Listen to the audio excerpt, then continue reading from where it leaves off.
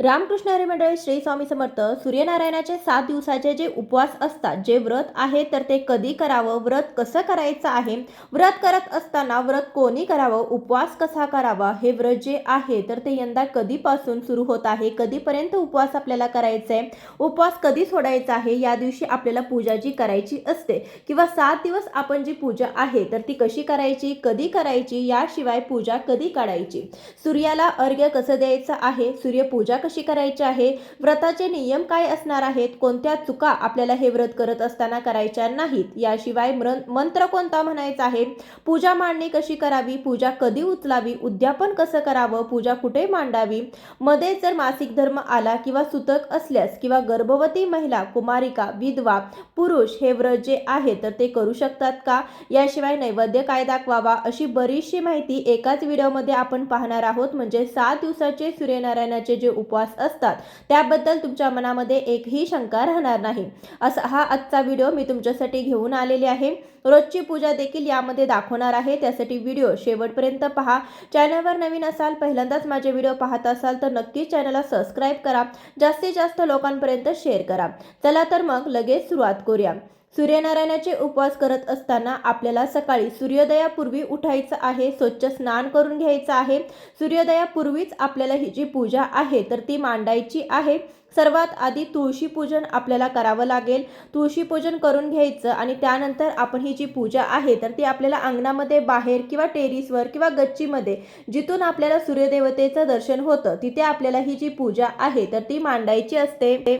तर सर्वात आधी तुळशी पूजन करून घ्यायचं आहे. तुळशीला हळदी कुंकू व्हायचं, अक्षता व्हायच्या, त्यानंतर नैवेद्य म्हणून तिळगुळ देखील व्हायचं आहे. थोडेसे तीळ देखील आपण व्हायचे आहेत. निरांजन ओवाळून घ्यायचं, फूल व्हायचं, जल देखील अर्पण करायचं. तुळशीला या दिवशी पाणी घालत असताना तुम्ही पाण्यामध्ये 2-3 किंवा चिमूटभर पांढरे तीळ अवश्य घालायचं आहे. त्यानंतरच हे पाणी तुळशीला घालायचं. अशा प्रकारे तुळशीची पूजा करून घ्यायची आहे.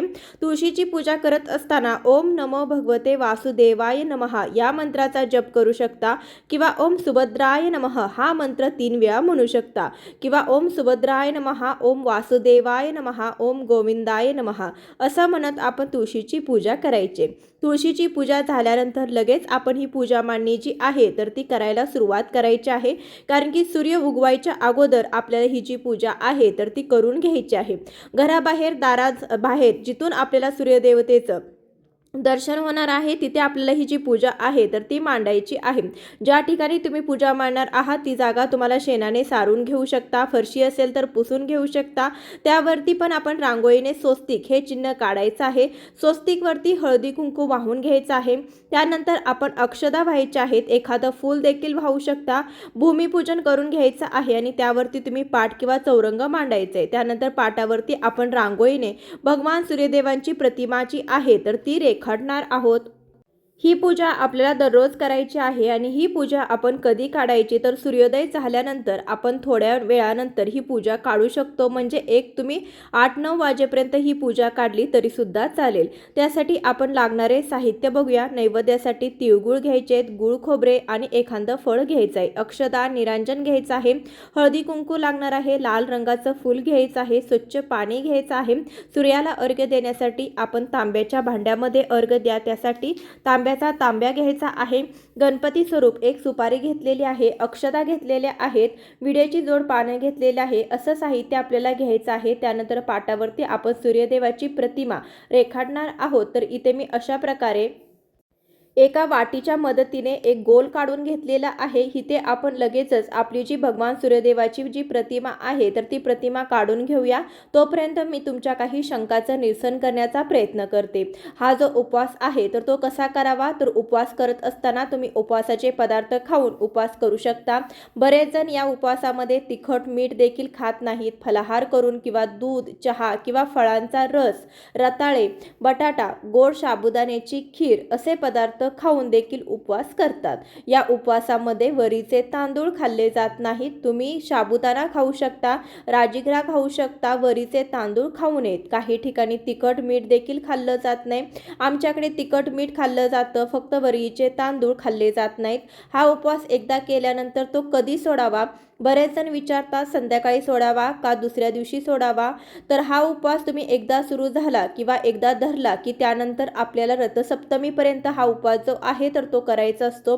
उपवास मध्येच सोडायचा नाही. उपवास आपल्याला पहिल्या दिवशी धरायचा आहे. म्हणजे यावर्षी जी पौष अमावस्या जी आहे 18 जानेवारी 2026 रविवार या दिवशी आहे. त्यानंतर जो दुसरा दिवस येतो तर त्याला माघ शुक्ल प्रतिपदा असं म्हटलं जातं. म्हणजे माघ महिन्यातील पहिला दिवस या दिवसापासून ते 7व्या दिवसापर्यंत असं 7 दिवस आपल्याला हे सूर्यनारायणाचं व्रत करायचं असतं. यंदा माघ शुक्ल प्रतिपदा ही सोमवार दिनांक 19 जानेवारी 2026 या दिवशी आलेली आहे. माघ शुक्ल प्रतिपदेला उपवासाची सुरुवात करायची आहे. ती माघ शुक्ल सप्तमीपर्यंत उपवास धरायचा आहे. म्हणजे रथसप्तमीपर्यंत उपवास आपल्याला करायचा आहे.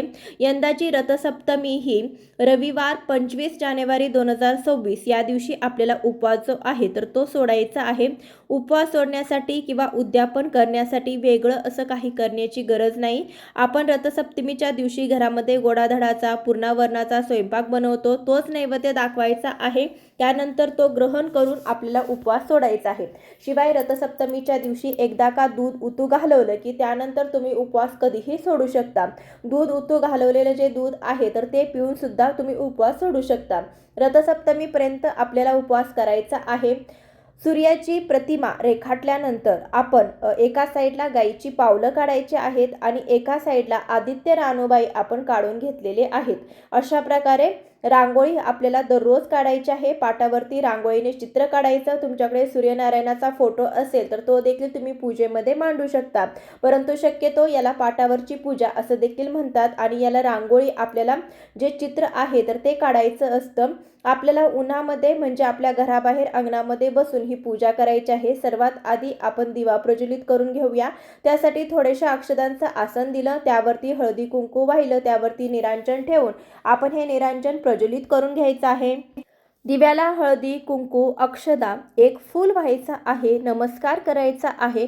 शुभम करोती कल्याणम आरोग्यम धनसंपदा शत्रुबुद्धी विनाशाय दीप ज्योती नमोस्तुते असं म्हणून नमस्कार करायचा. त्यानंतर धूप अगरबत्ती देखील लावून घ्यायची आहे. पूजेला सुरुवात करायची आहे. जास्त वेळ नाही, अगदी 5 ते 10 मिनिट देखील या पूजेला पुरेशी आहेत. सर्वात आधी गणेश पूजन करून घेऊया.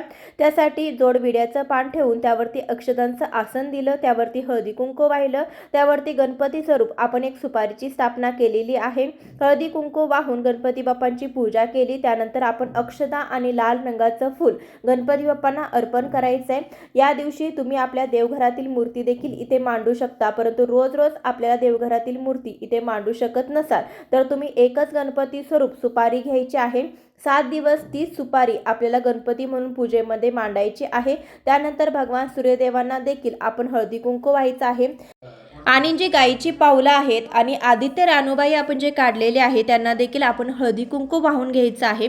गणपती बाप्पांची पूजा करत असताना गणेश मंत्राचा जप करावा. भगवान सूर्यदेवांची पूजा करत असताना ओम सूर्याय नमः या साध्या सोप्या मंत्राचा तुम्ही सतत जप करू शकता. किंवा ओम सूर्याय नमः, ओम आदित्याय नमः, ओम भास्कराय नमः असं देखील तुम्ही म्हणू शकता. आदित्य स्तोत्राचं देखील पठण करू शकता. यानंतर आपण भगवान सूर्यदेवांना लाल रंगाचं फूल या दिवशी अर्पण करायचं आहे. त्यानंतर आपण थोडेसे तीळ घेऊन आपण या पूजेवरती व्हायचे आहेत. म्हणजे भगवान सूर्यदेवांना आपण हे तीळ अर्पण करायचे आहेत. या दिवशी तिळाच्या दानाला आणि तीळ अर्पण करणाऱ्याला खूप महत्त्व दिलं जातं. यासाठी तीळ तुम्ही नक्कीच अर्पण करा. त्यानंतर नैवेद्य दाखवायचा आहे. नैवेद्यामध्ये गुळ खोबऱ्याचा नैवेद्य, याशिवाय तिळगुळाचा नैवेद्य किंवा एक फळ आपण या नैवेद्यामध्ये रोज दाखवायचं आहे. त्यानंतर गणपती बाप्पांना गुळ खोबऱ्याचा नैवेद्य देखील दाखवायचा आहे. या पूजेमध्ये नैवेद्य काय दाखवावा तर तुम्ही खिचडी देखील बनवू शकता. डाळीची खिचडी किंवा मिक्स डाळीची खिचडी बनवली जाते. सोबतच गुळ खोबरे आणि एक फळ रोज आपण पूजेमध्ये जे नैवेद्य म्हणून अर्पण करायचं आहे. तेच फळ तुम्ही दिवसभर उपवासासाठी देखील खाऊ शकता. अशा रीतीने आपण भगवान सूर्यदेवांची पूजा करून घ्यायची. त्यानंतर ही पाटावरची पूजा झाली की पूजा मांडेपर्यंत तोपर्यंत सूर्य देखील उगवलेला असेल तर यानंतर लगेचच सूर्याला अर्घ्य आपल्याला द्यायचे. उगवत्या सूर्याला तुम्हाला अर्घ्य द्यायचा आहे. त्यासाठी आपण एका ताटामध्ये सर्व साहित्य गोळा करून घेणार आहोत. भगवान सूर्यदेवांची पूजा करण्यासाठी सूर्यदेवांचे प्रत्यक्ष दर्शन आपल्याला दररोज घ्यायचं आहे होत असतं आणि त्यामुळेच आपलं जीवन हे सुखकर देखील झालेलं आहे. तर म्हणून आपण सूर्यदेवांची कृतज्ञता व्यक्त करण्यासाठी देखील अशा प्रकारे सूर्याला अर्घ्य देऊ शकता. याशिवाय तुमचा उपवास असो किंवा नसो तरी देखील रोज तुम्ही सूर्याला अर्घ्य हा तांब्याच्या भांड्यामध्ये आपल्याला अर्घ्य द्यायचा आहे. तांब्याच्या भांड्यामध्ये पाणी भरून घ्यायचं. त्यामध्ये हळदी कुंकू, अक्षता, थोडेसे पांढरे तीळ आणि एक लाल रंगाचं फूल यामध्ये टाकायचं आहे. हे पाणी आपण सूर्याला अर्घ्य म्हणून देणार आहोत. ताटामध्ये सर्व साहित्य घेतलेलं आहे. हळदी कुंकू, अक्षता, त्यानंतर पांढरे तीळ, त्यानंतर नैवेद्य हे देखील घेतलेलं आहे. निरांजन घेतलेलं आहे. सर्वात आधी सूर्याला आपण अर्घ्य द्यायचं आहे. अर्घ्य देण्यासाठी आपण पूर्वेकडे तोंड करून सूर्योदय झाल्यानंतर सूर्योदय होताना उभं राहायचं आहे. दोन्ही हात उंचावून सूर्याला अर्घ्य द्यायचा आहे. सूर्याला अर्घ्य देत असताना एका हाताने देऊ नका, दोन्ही हात उंचावून सूर्याला अर्घ्य द्यायचा आहे. यानंतर प्रत्यक्ष सूर्यदेवाची आरती आपल्याला करायची आहे. तर इथे मी पाटासमोरच तुम्हाला सूर्यदेवाची आरती कशी करायची तर ते दाखवणार आहे. तुम्ही सूर्यासमोर उभा राहून अशी प्रत्यक्ष सूर्यदेवाची आरती देखील करायची आहे. प्रथम हळदी कुंकू व्हायचं आहे, अक्षता व्हायच्या आहेत, तीळ व्हायचे आहेत आणि त्यानंतर प्रत्यक्ष सूर्यदेवाला अशा प्रकारे ओवाळायचं आहे. रोज उगवत्या सूर्याला तुम्हाला ओवाळायचं आहे. हा देखील या पूजेचा सर्वात महत्त्वाचा या उपवासाचा एक नियम आहे. रोज उगवत्या सूर्याला तुम्हाला अशा प्रकारे ओवाळायचं आहे. इथे आपली पूजा संपन्न झालेली आहे. यानंतर तासाभराने तुम्ही ही जी पूजा आहे तर ती काढू शकता.